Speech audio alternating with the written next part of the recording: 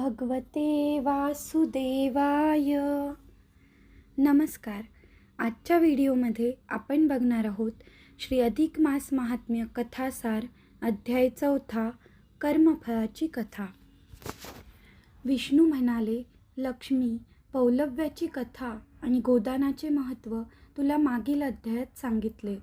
आता या अधिक मासात यथाशक्ती पुण्यकर्म करून काहीतरी वस्तू, वस्त्र, अन्न आणि पात्र वगैरेचे दान द्यायचे. ते ब्राह्मणास किंवा जावयास दिल्याने मोठे पुण्य लाभते. माणसाने आपल्या परलौकिक कल्याणासाठी अधिक मासात भगवान पुरुषोत्तमांप्रित्यर्थ काहीतरी दान देऊन व्रत केले पाहिजे, नाहीतर केल्या कर्माचे फळ आहेच. दान घेणारा सुशील, संतुष्ट आणि नेहमी समाधानी असा असावा. तो आपल्या धर्माचरणात पारंगत असावा.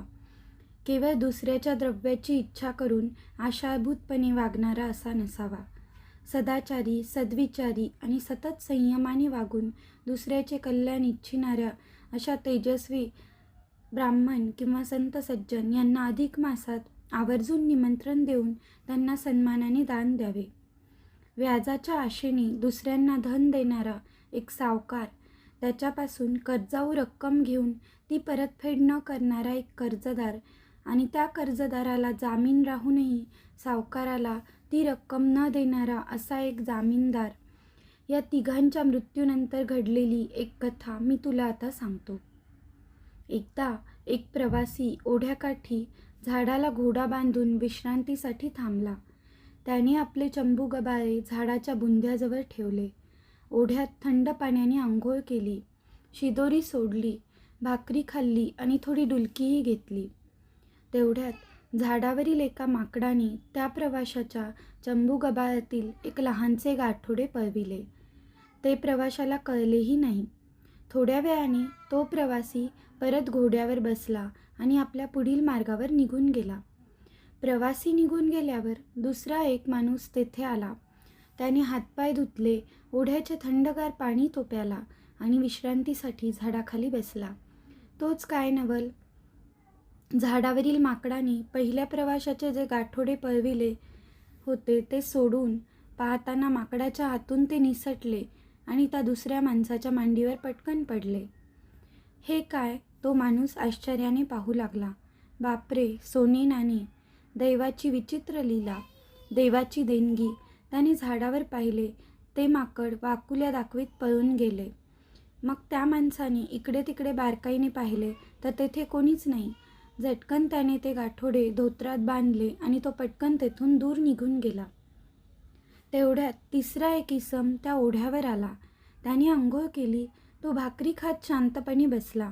मग तो पहिला घोडेस्वार प्रवासी दौडत दौडत तेथे आला. धापा टाकीत घाबरेपणाने त्याने त्या भाकरी खाणाऱ्या इसमाला विचारले, काय हो, माझे एक गाठोडे इथे पडले होते, ते तुम्ही पाहिले काय? घेतले असले तर ते देऊन टाका.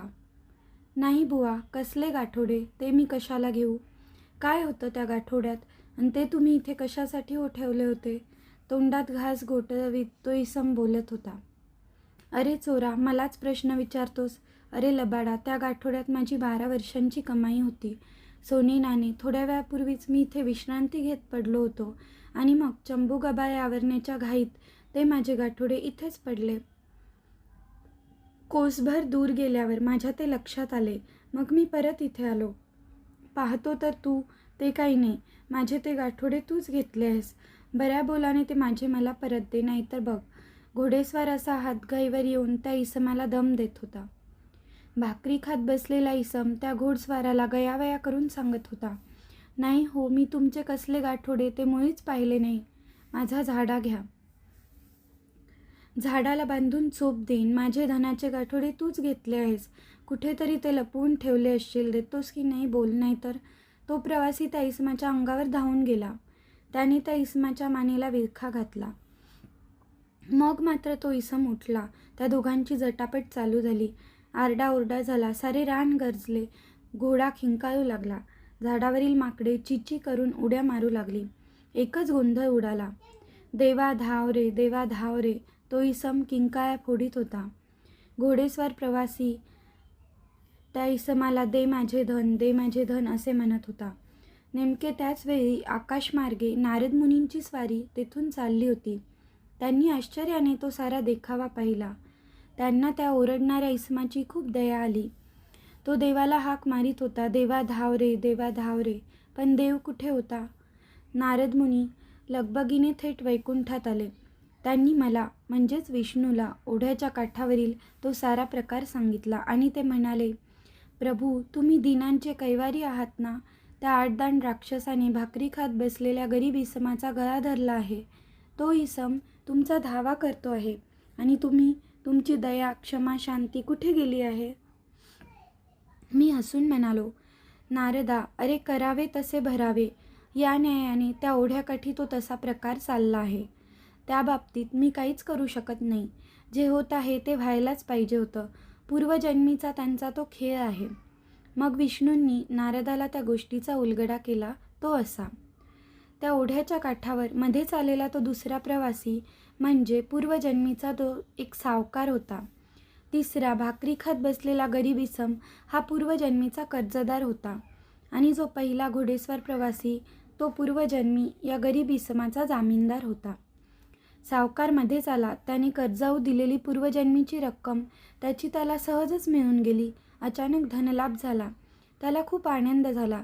तो तिसरा गरीब इसम त्याच्याने पूर्वजन्मी सावकारापासून कर्जाऊ घेतलेली रक्कम परत फेडता आली नाही, म्हणून त्याला या जन्मी असा भरपूर मार खावा लागला. आता तो घोडेस्वार प्रवासी पूर्वजन्मीचा त्यांचा जामीनदार त्याला याच जन्मी 12 वर्षे कमाई करून धनाचा साठा करून त्या सावकाराची रक्कम अशा रीतीने भरून द्यावी लागली. तो त्या गरीब कर्जदाराला मारणारच. तेव्हा नारदा, ही ज्याच्या त्याच्या कर्मफळाची कथा आहे. यामध्ये देव आणि दैव काहीच करू शकत नाहीत. आणि विशेष म्हणजे या जन्मीचे ते तिघेही वाटसरू पूर्वजन्मी ब्राह्मण होते. म्हणून म्हणतो की ब्राह्मणांनी दुसऱ्याला धन देऊन व्याजाची आशा धरू नये, दुसऱ्यापासून कर्जाऊ का होईना द्रव्य घेऊ नये आणि फुकटचा मोठेपणा म्हणून कोणाला जामीन राहू नये. सदाचारी, संतुष्ट आणि समाधानी असेच दान देण्यास आणि घेण्यास पात्र ठरतात. अशा संत सज्जनांना किंवा जावयाला दान देणे म्हणजे अधिक मासातील मोठेच पुण्यकार्य आहे.